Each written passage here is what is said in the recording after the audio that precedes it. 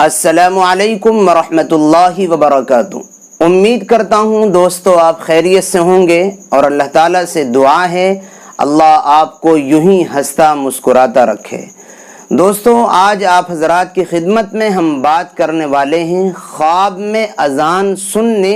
یا اذان دینے کی تعبیر کے تعلق سے۔ خواب میں اگر کوئی بندہ مومن نیک صالح بندہ کسی معروف اور مشہور جگہ سے اذان دے رہا ہے یا سن رہا ہے تو پھر اس کی تعبیر یہ ہوتی ہے کہ اللہ تعالیٰ اس بندے کو حج بیت اللہ کا شرف دے گا اور اس کی زندگی میں اس کے لیے حج کے وسائل جمع کر دے گا، جس کے ذریعے سے پھر یہ اللہ کا گھر دیکھنے کے لیے جائے گا۔ اور اگر کسی بندے مومن نے پارسا نیک صالح بندے نے کسی غیر معروف اور مشہور جگہ کے علاوہ کہیں سے اذان ہوتے ہوئے سنی یا ایسے ہی اس نے خود کسی مشہور جگہ کے علاوہ کہیں سے اذان دی اور لیکن وہ مومن ہے صالح بندہ ہے، تو پھر اس خواب کی تعبیر یہ ہے کہ اس کو کوئی مصیبت اور پریشانی آ سکتی ہے، جس سے اس کو اپنے لیے اللہ سے عافیت مانگنی چاہیے۔ اور اگر سیم یہی خواب کوئی فاسق گنہگار بندہ دیکھے تو پھر اس کی تعبیر یہ ہے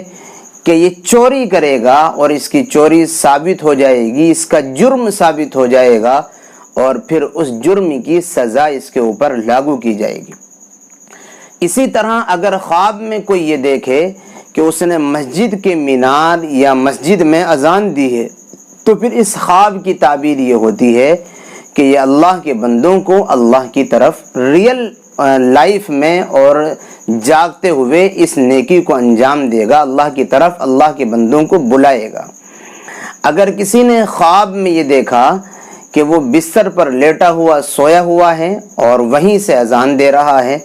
تو اس خواب کی تعبیر یہ ہوتی ہے کہ یہ اپنی بیوی سے اپنی عورت سے ٹوٹ کر محبت کرے گا اور اللہ تعالیٰ اس کے دل میں اس کی بیوی کی محبت خوب ڈال دے گا، جس کی وجہ سے یہ اپنی بیوی سے خوب محبت کرے گا اور ان کی زندگی اچھی گزرے گی۔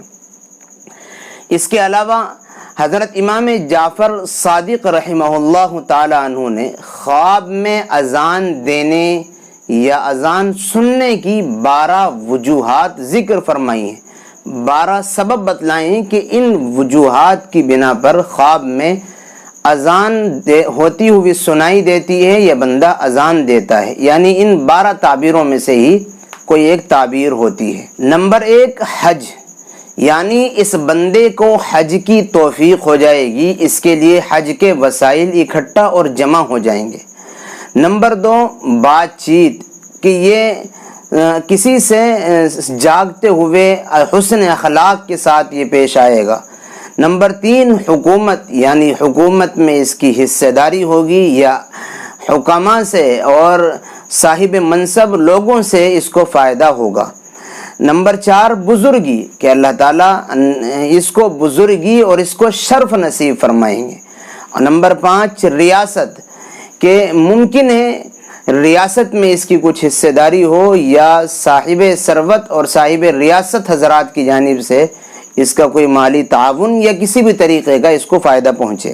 نمبر 6 سفر، یعنی یہ سفر کرے گا یا سفر اس کو پیش آئے گا،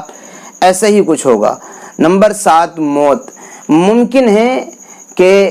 اس طریقے کے خواب دکھلا کر کے اللہ تعالیٰ اس کو موت کی جانب توجہ دلانا چاہ رہا ہو یا اس کی موت کا وقت قریب آ گیا ہو جس جانب اللہ تعالیٰ اس کی توجہ دلانا چاہتا ہے۔ نمبر 8 افلاس اور تنگ دستی، یعنی کبھی کبھی اذان دیکھنے اور سننے کی تعبیر یا اذان دینے کی تعبیر تنگ دستی اور غربت سے بھی ہوتی ہے۔ نمبر 9 خیانت،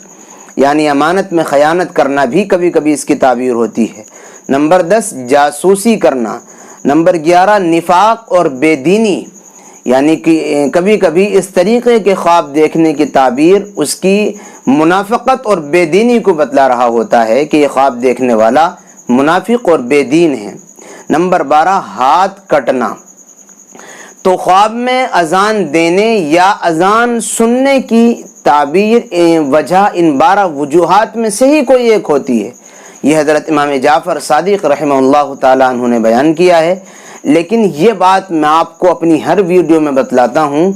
کہ کوئی بھی وجہ آپ اپنے خواب پر ان وجوہات میں سے بغیر کسی بتانے والے اور جانکار سے معلوم کیے بغیر نہ فٹ کریں،